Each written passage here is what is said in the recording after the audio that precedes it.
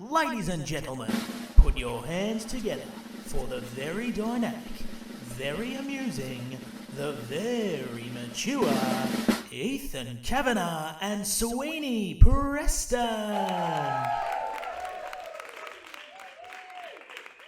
So I think it was when I was in year 11 and I did it at the Class Clowns competition that's run by the Comedy Festival. Looking back on it now, and I was in that very early stage of comedy writing where I just wrote funny premises that didn't really have punchlines attached to them.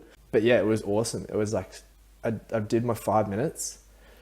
I didn't get through to the next round, and I'd gotten some really good feedback, and I'd like seen other people doing it as well. So that was quite endearing to just have people around you that are, you know, also themselves. The job in my mind was so different to what I actually found it to be when I did it. The first time I ever tried stand-up was in year 9 at school.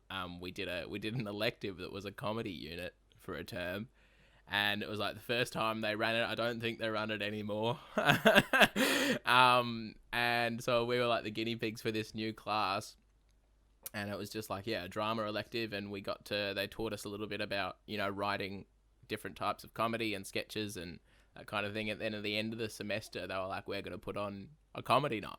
The room packed out. We had like 40 people there. Like, it wasn't good, but I had a great time. I had, you know, one or two little jokes that really just found their feet on the night. And then I was like, oh yeah, that was really, really fun. And kind of over the following week, I just decided, I was like, I kind of convinced myself that maybe I could do that, maybe.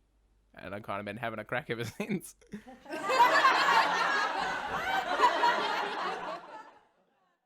So Ethan runs a room called Up Next, an initiative by the Comedy Festival to get the younger artists kind of regular monthly gigs. Ethan ran that, and I went along one time, and we met afterwards. Yeah, I think you guys will figure this out, but we're very similar people. Our vibes are kind of very similar. We're both very chatty, very conversational, down for a kind of a banter. We met up for a coffee one time afterwards, kind of hatched out a couple of plans, very much penciled in. But yeah, I think we kind of had a feeling. We had a lot of people in both of our ears telling us that the other was a good person. But yeah, I think we met just after a gig that he was hosting. But yeah, now here we are.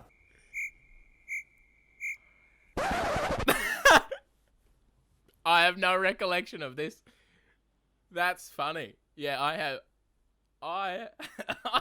no idea when we met.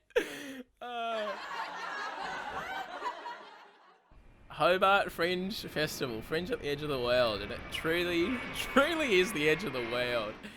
Oh my God, that was such an awesome trip. We were doing writing workshops together. We had all these jokes about like premonitions about, oh my God, what if we don't gel together on stage? We came in guns blazing, and we thought we are gonna like own this festival, and we thought we knew everything, and then like 6 hours later we know nothing.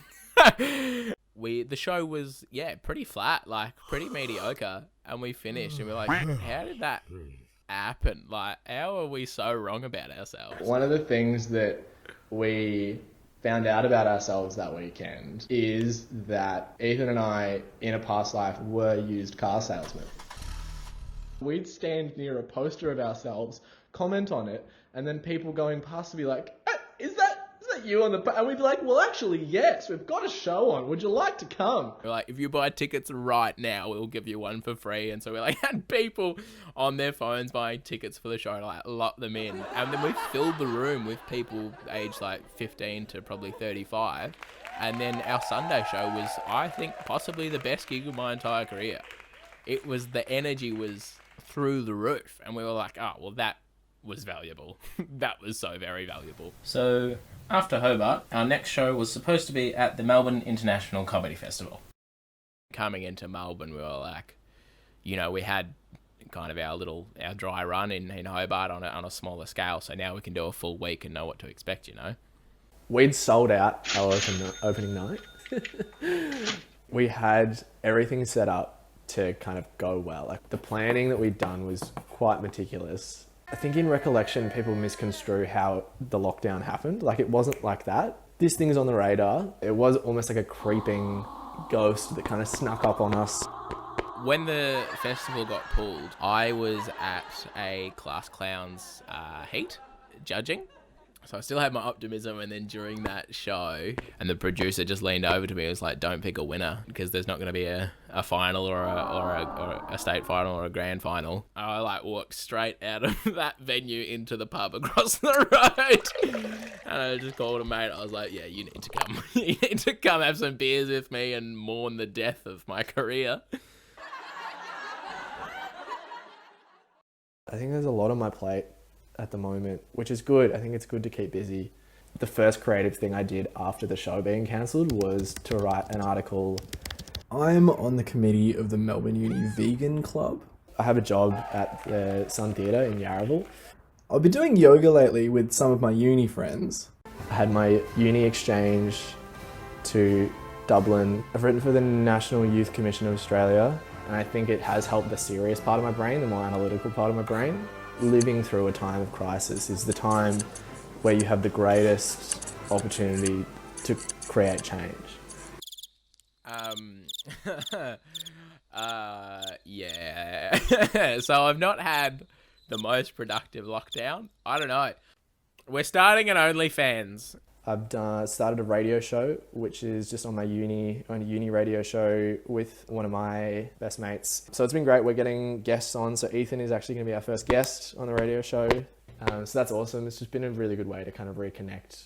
And I think it has been great because I'm slowly transitioning back into the kind of full-on comedy stuff.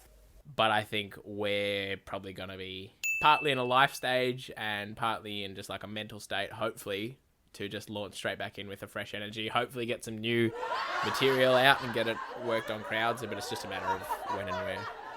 And cut. Thank you so much, guys. Awesome. Is there kind of a message or a tone that you're gunning for, or...? Well, yes, of course. We want this to be a rather happy affair, since you guys are comedians all being presented as such. We just wanted to... Can we put that on our poster next year? Comedians all being presented as such. That's right up there next to a relatively inoffensive.